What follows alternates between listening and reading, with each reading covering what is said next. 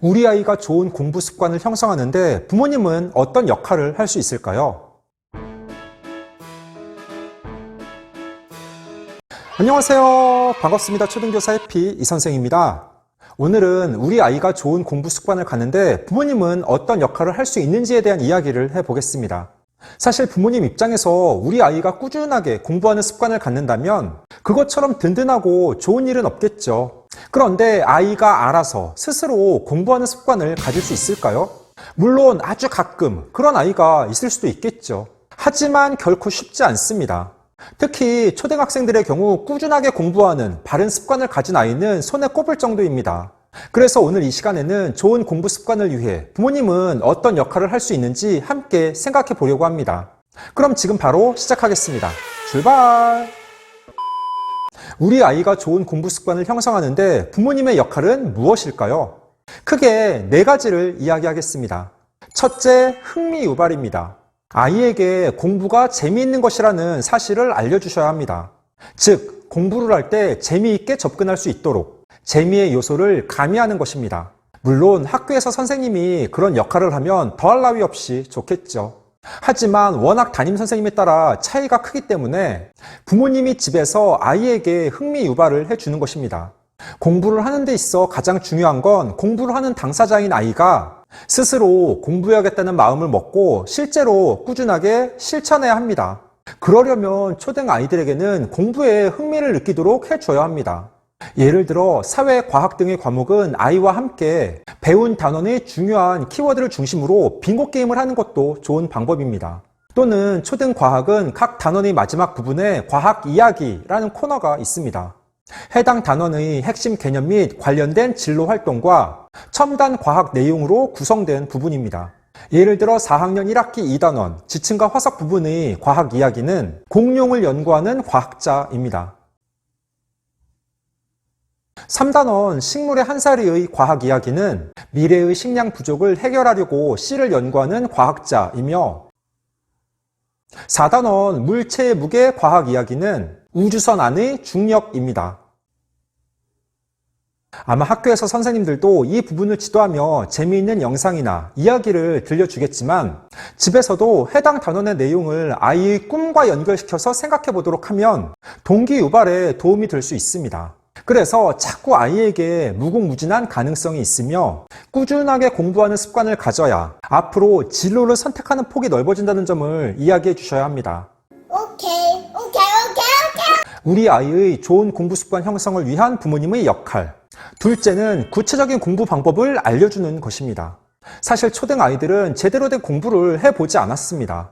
기껏해야 부모님이 시키면 책상 앞에 앉아 책을 보거나 문제집을 푸는 정도입니다. 그리고 작년과 올해 코로나로 인한 온라인 수업으로 휴대폰이나 컴퓨터 등을 통해 온라인 수업을 받습니다. 아이들이 제대로 공부를 해보지 않았는데 어떻게 공부하는 습관이 생기겠습니까? 그래서 아이들에게 구체적인 공부 방법을 알려주셔야 합니다. 즉, 3단계 학습 방법인 예습, 수업, 복습의 과정입니다.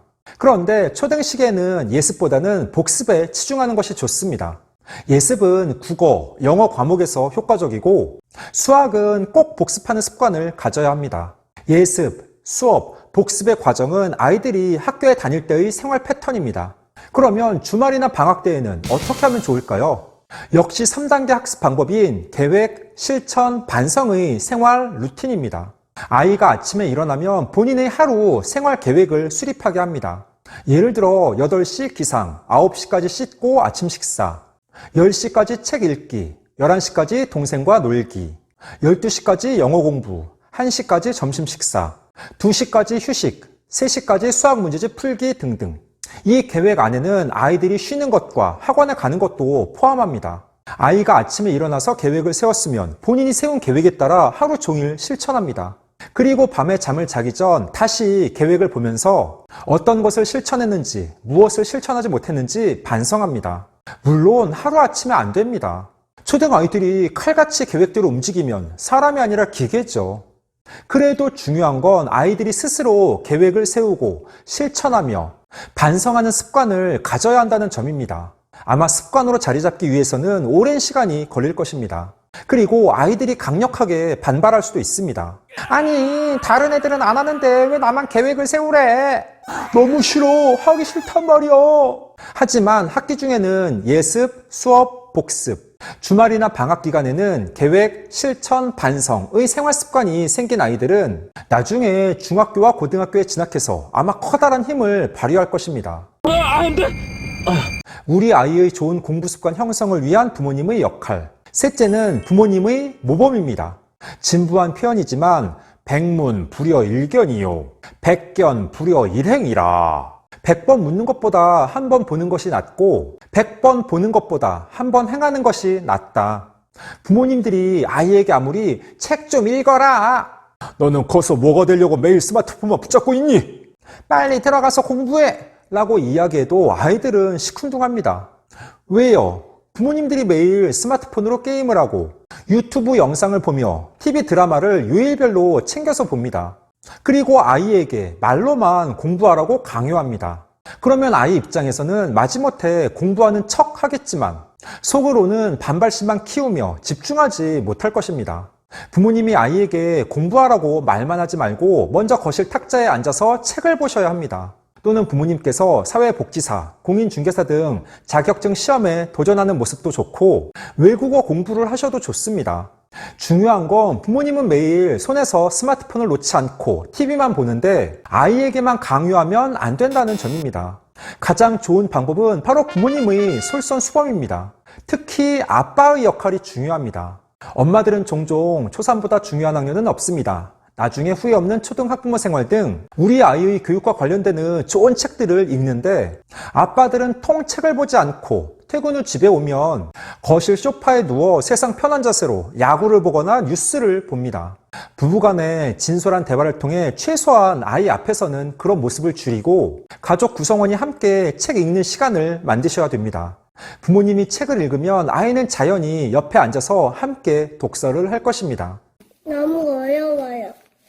우리 아이의 좋은 공부 습관 형성을 위한 부모님의 역할. 넷째는 부모님의 칭찬, 격려, 응원입니다. 아직 초등학생이잖아요. 부모님의 눈에는 우리 아이가 한없이 부족하고 너무 어리게만 보입니다. 그리고 불안하며 믿을 수도 없습니다.